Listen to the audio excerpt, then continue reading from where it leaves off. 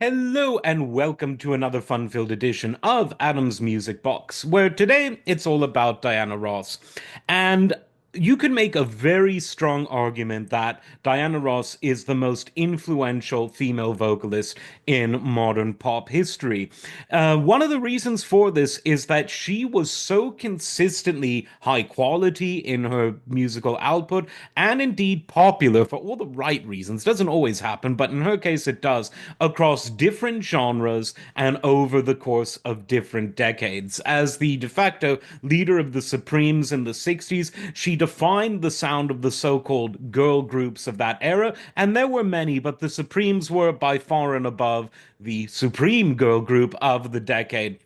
And come the 1970s, she struck it out on her own, and she didn't really miss a beat. Love Child from 1968, obviously a huge one. That was still the Supremes, but by now it was Diana Ross and the Supremes. And her self-titled album from 1970 really made her mark, and it got her version of the great, wonderful, wonderful tune, Ain't No Mountain High Enough.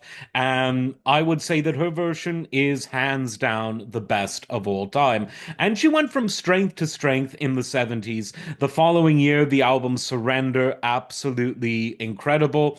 Diana and Marvin, her wonderful duet album with Marvin Gaye, was great, and it had a wonderful version of the Stylistics tune, You Are Everything.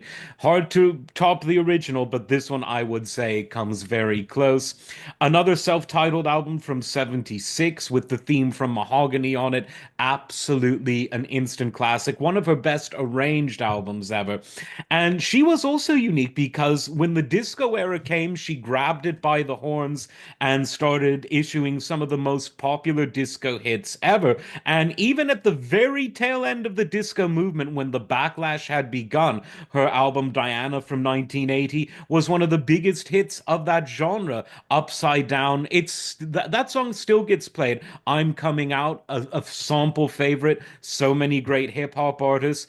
1984, her album Swept Away with the leads off with Missing You, absolutely perfect. So here you see her go from the 60s girl groups to really smooth, wonderful mid 70s and early 70s soul to disco to 80s electrofunk, and she still is going strong and continued to release albums even in the 90s, which wasn't necessarily a kind decade to artists who had begun in the 60s. Now, one of the reasons she has so much staying power, and it's one thing that I think it's something in common with a lot of truly gifted vocalists, is that you can be very adaptable to different eras, different genres even. Let's say that you're a great mandolin player. Unless you can transfer those skills to another instrument, when mandolin goes out of fashion, and it was in fashion for a while, think Mandolin Wind, think of what Procol Harum was doing with it in the early 70s, well, you're kind of out of luck. But when you're singing the original instrument, God's instrument, the voice, you really can do as much as your imagination allows you to do. And while Diana Ross, yeah, she sort of is a soul vocalist, within that there are so many subgenres and microgenres and even sort of genres that are sold as their own thing, disco being one of them. And she was able to transcend all of that. And why? Well, a good singer just needs to have that talent. And if you can pick up great phrasing and articulation, she had both of those in a big way, then you can do that. So she truly is one of music's survivors.